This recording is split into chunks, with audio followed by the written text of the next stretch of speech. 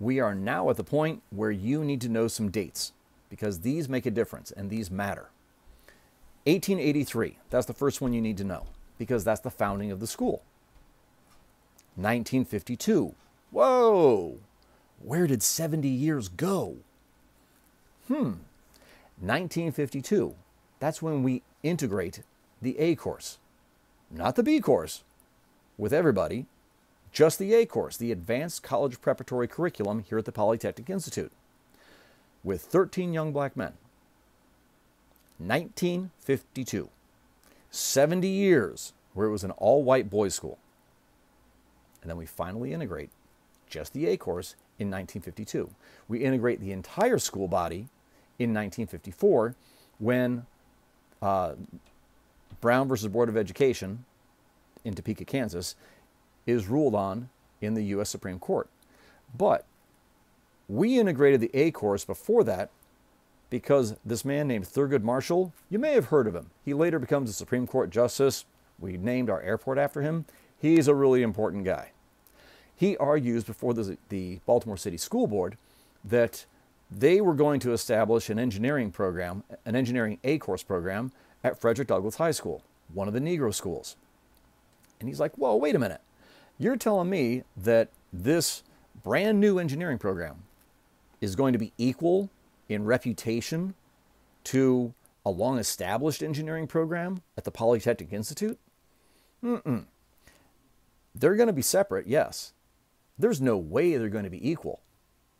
They're not going to be equal for the reputation that each program will have for the students who graduate from them. So it doesn't meet separate but equal. The only equal solution here is to integrate your A course. And we have young men who can do that. So in 1952, we integrate the A course. In 1954, we integrate the entire student body.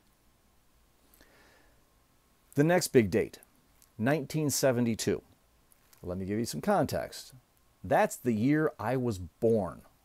That's how recent this history is. I know. I look ancient. I'm old. I'm bald. I get it. But this is recent history. 1972. By that time, we're in the current building, which means Western High School is right next door. Western is an all-girls high school, always has been. But there are some Western high school students who wish to take engineering courses. Well, they can't because Western does not have an engineering program. Western cannot have an engineering program because once they specialize, they can't be an all-girls school anymore. We have a solution. We are going to have them take their engineering courses in the afternoon at Poly. Great idea. That way they can still go to Western and we don't have to worry about, girls coming into Poly. Egads. What could possibly happen? Well, by 1974, the principal at the time, William Girardi, realizes this is ridiculous. You have students attending in two different high schools. More and more girls are being denied the opportunity to take an engineering course simply because of their gender.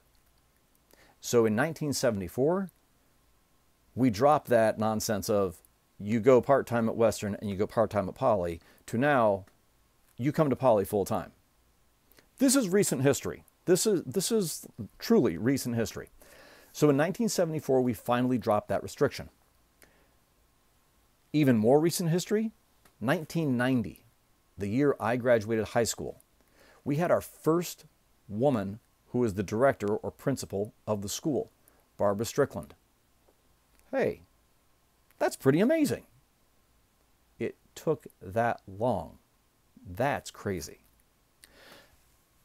2003, Dr. Barney Wilson of the class of 1976 is our first director or principal who is not white. He's an African American. That's how recent this is. 2011, Mrs. Williams, class of 1981, becomes the first alumna, meaning graduate, to come back to the school to teach, who is an African American woman. She starts in the math department. She later becomes an assistant principal, and she is currently the director of the school. 2011. Think about these dates: 1883, 1952, 1972, 2003, 2011. We are still living through history, and we're making history even now.